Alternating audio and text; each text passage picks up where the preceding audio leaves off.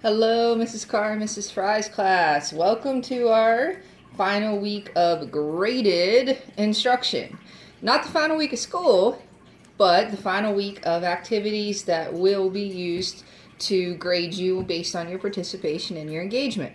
So basically, we got to work hard for 5 more days, get those assignments turned in, and the last week of school is going to be like a typical last week of school in some ways, in that we're going to have some fun activities, cahoots, and enjoy ourselves a little bit.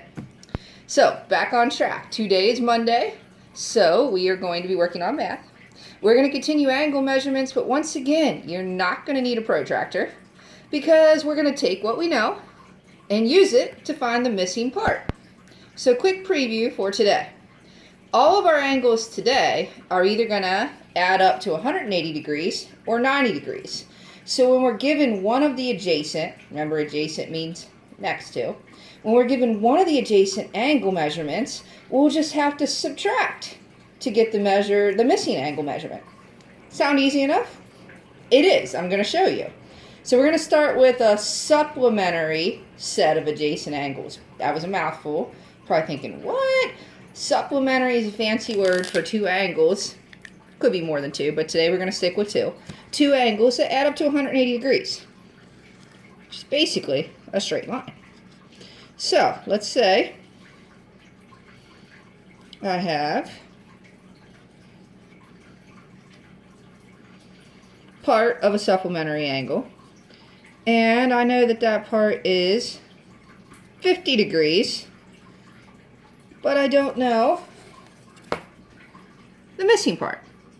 So I know I have a straight line that's 180 degrees. I don't have to be told that because all straight lines are 180 degrees.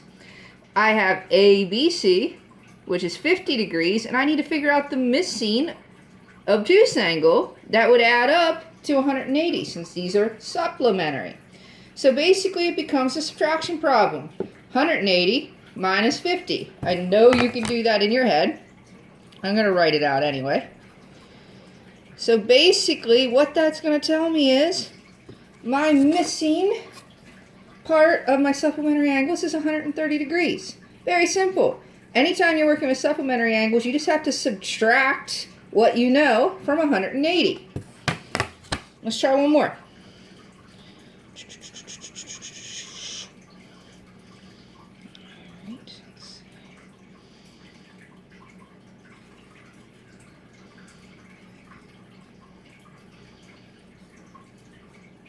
Alright, so this time I know that angle ABC is 95 degrees, but I don't know the other part of my supplementary angle, the adjacent part. So once again, I'm just going to subtract 180 minus 95. And I'm going to get a missing angle of 85 degrees. Easy enough. 95 plus 85, 180. That's supplementary angles. The other ones that you're going to work with today are called complementary angles. Not a compliment like, Mrs. Carr, you are so cool. Thank you. I know. It's going to be complementary angles, meaning angles whose measurements add up to 90 degrees. 90-degree angles have so many names. We call them right angles. We call them 90-degree angles. We call them perpendicular lines. We also call them complementary. You must be pretty special to have that many ways to name them. So, for example, let's say that I know that part of my complementary angle is 30 degrees. But I don't know the other missing part. Well, that's pretty easy because I know that this is a right angle. It's complementary. There's 90 degrees. I just have to do 90 minus 30. And I get 60 degrees.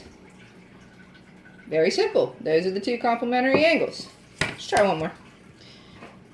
Just for fun. Alright, let's say